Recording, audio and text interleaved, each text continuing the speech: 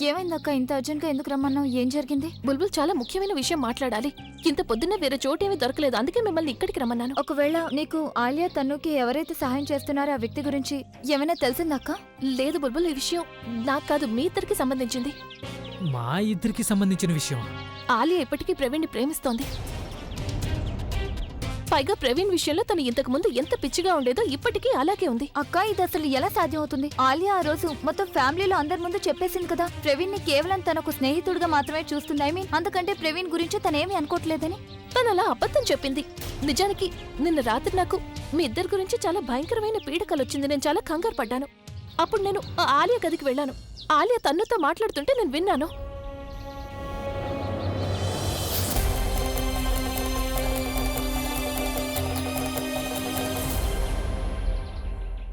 నాకు తెలుసక్క, నువ్వు మా ఇద్దరి గురించి టెన్షన్ పడుతున్నావు, వరి అవుతున్నావు. కానీ ఇప్పుడు మనకి తెలిసిపోయింది కదక్క, ఆలియా మా ఇద్దరి గురించి ఏం ఆలోచిస్తుంది, ఎలా ప్లాన్ చేస్తుంది. అందుకే మనం ఇప్పుడు అలర్ట్ అయిపోయాం. మేమిద్దరం ఆలియాకి వీలైనంత దూరంగా ఉంటాం. మీరిద్దరు తనకి దూరంగా ఉన్నంత మాత్రాన ఇప్పుడేమీ కాదు బుల్బుల్. ఆలియానే మీ ఇద్దరికి దూరంగా ఉండాలి. నువ్వు చూస్తూనే ఉన్నావు కదా, ఇన్ని రోజుల నుంచి తన గురించి నిజం అందరి ముందు బయట పెట్టాలనుకుంటున్నాం, కానీ అలా చేయలేకపోతున్నావు. కానీ వదిన, ఇప్పుడు మనం ఏం చేయగలం? ఐ మీన్, ఆలియా పట్టుబడేంత వరకు, తనకు వ్యతిరేకంగా ఏదైనా ఆధారం దొరికేంత వరకు, అప్పటి వరకు మనం ఏం చేయలేం కదా. ఎందుకంటే తనైతే ఇన్ని నెలల నుంచి అందరినీ నమ్మిస్తుంది కదా తను చాలా చేంజ్ అయిందని. అండ్ తనకి మా ఇద్దరి రిలేషన్ వల్ల ఎలాంటి ప్రాబ్లం లేదని. నాకు కూడా అదే అర్థం కావడం లేదు ప్రవీణ్. మనం ఇప్పుడు ఏ దారిలో వెళ్తే మనకి సారీ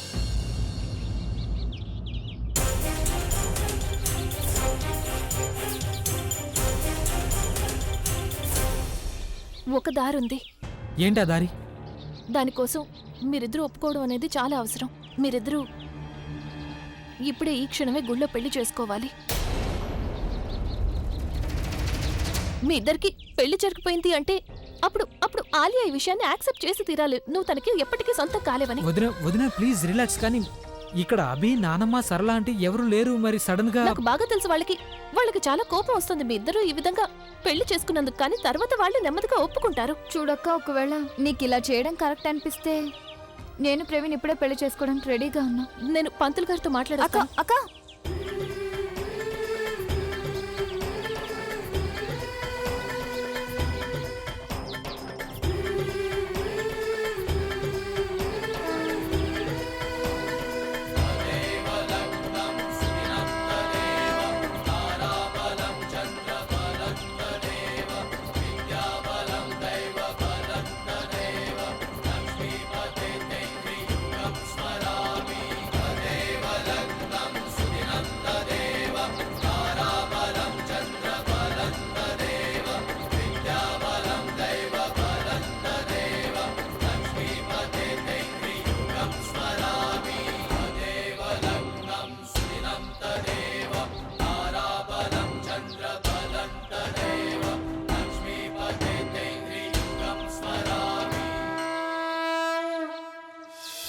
కానీ ప్రజ్ఞ, ఇన్ని రోజుల నుంచి ఆలియా వీళ్ళిద్దరి విషయంలో ఏమీ చేయడం లేదు కదా, సైలెంట్గానే ఉంది కదమ్మా.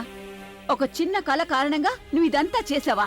అమ్మమ్మ కల గురించే కాదు, నిన్న ప్రవీణ్ కి బుల్బుల్ కి లవ్ యానివర్సరీ. వీళ్ళిద్దరూ బయటకు వెళ్లారు డేట్ కి. అక్కడికి ఆలియా తను కూడా వెళ్లారు. ఇక ఆలియా అయితే వీళ్ళిద్దరూ కలిసి ఉండడం చూసింది. వీళ్ళిద్దరి విషయంలో తను అస్సలు సంతోషంగా లేదమ్మమ్మ. ఎందుకంటే నేను ఆలియా తనతో మాట్లాడడం విన్నాను. తను చాలా కోపంగా అప్సెట్ గా మాట్లాడుతోంది. నువ్వు ఇంకేమన్నా చెప్పాలా? ఇంకేమన్నా అబద్ధం చెప్పాలనుకుంటే చెప్పేయి. నేను చూడాలనుకుంటున్నాను నన్ను మోసం చేయడానికి నువ్వు ఎంత నీచానికి దిగజారగలవు అని. ఎందుకు ఆలియా, ఎందుకు నువ్వు ఇలా చేసావు? నీకు తెలుసు కదా, నానమ్మ తర్వాత నీ ఒక్కదానిని కదా నేను పూర్తిగా నమ్మేది. ఏమన్నావు నువ్వు? ఈ మధ్య అన్నిటినీ మర్చిపోతున్నావా? అది చాలు. వాటిలో ఉన్న శక్తి విషయాన్ని గ్రహించి మనకు వివరిస్తాయి.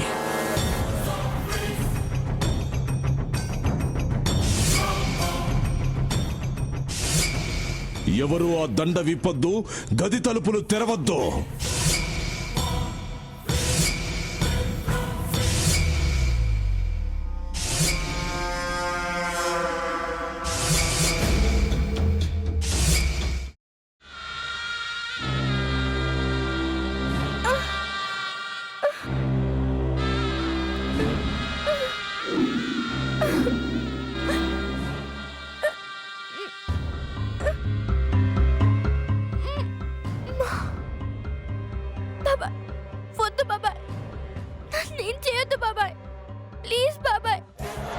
నిజం తెలిసినప్పుడే నా ఆలోచనలో నువ్వు చచ్చిపోయావు.